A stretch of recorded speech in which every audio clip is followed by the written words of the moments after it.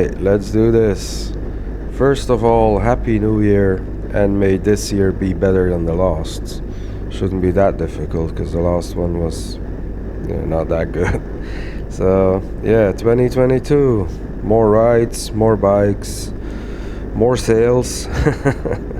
Let's hope for the best. So, after doing 30,000 kilometers on my little Triumph Beastmaster, my little speed twin, it was time to change the chain and the sprockets. Chain was still in decent condition. This was still the stock chain and stock sprockets.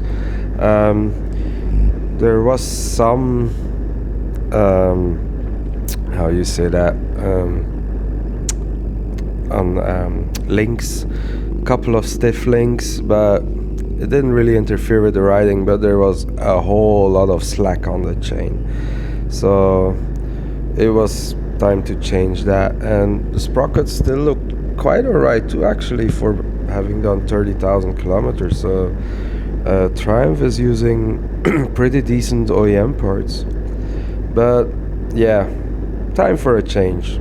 So I went with the jump tie rear sprocket, same size as stock, because it's black instead of silver, and it looks very simple. I like the look of it. And in the front I went with also jump tie sprocket, but the one for the T120, which has one tooth more than the one for the speed twin. So I've gone from 16 to 17 teeth. So you might ask why. Well, in stock configuration, the speed twin has a very short first and second gear. First is very short, actually. And after reading a lot and doing a lot of research, yeah, I found that if you change for the T120 sprocket, your first and second gear get a lot longer. Also, you get more top speeds, which is actually not that important on this bike. And they say you lose some torque, but with the modifications I did in the past, removing the cat and changing the air filter, I've gained torque. So now I lost some torque, so I'm probably back at stock torque. I have no idea.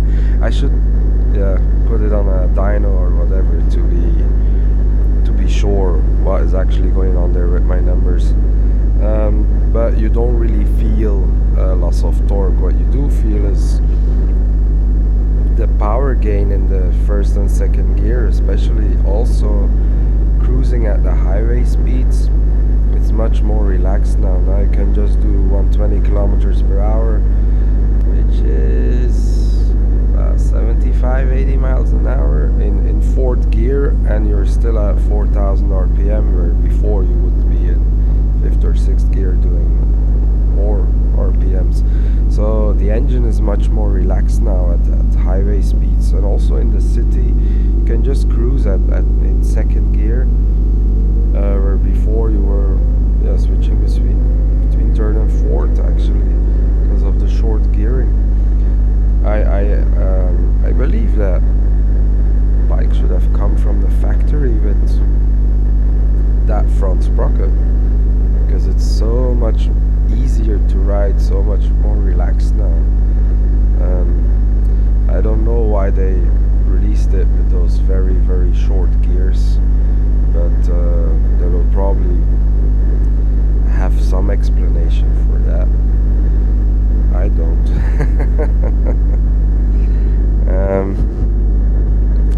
Yeah, that's actually it about my gear. Yeah, the chain I used is the RK 525 ZX or something, or ZVX or something ZX.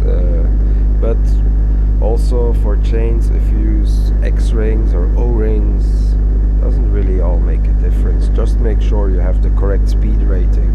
So So for the speed twin it's a 525 chain.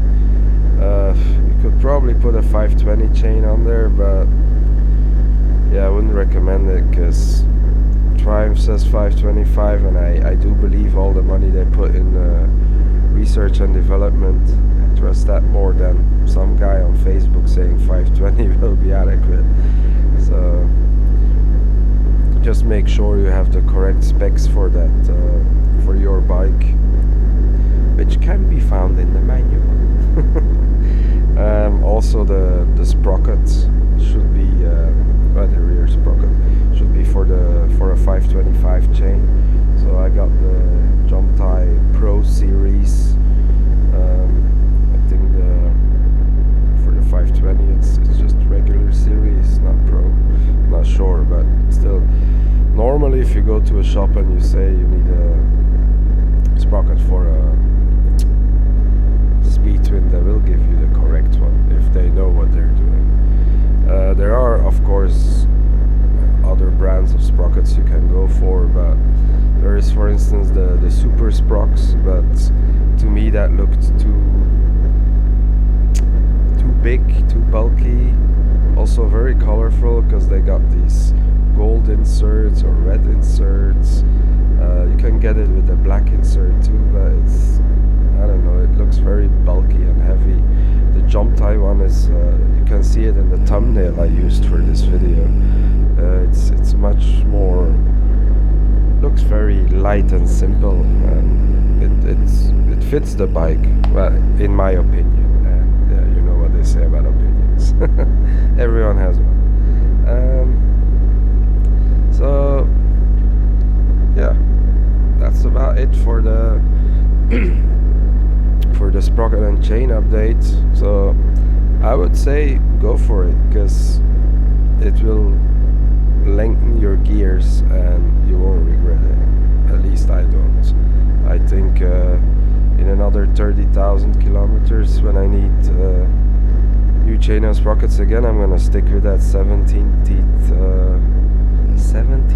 sprocket, or is it 17 tooth? I don't know. Write it in the comments. What do you think? Teeth or tooth? Yeah, have you changed your chain and sprockets? And did you stick to the stock front, or did you also go up a tooth, or did you change the rear tooth to completely change the gearing? Let me know in the comments, and let's see if we can get to an even better solution. But this one is already really good, so now I'm just thinking about the next upgrade, but I still have no idea what I'm gonna do. This bike is actually great as it is already. I don't know what else I could change to it, but let me know, and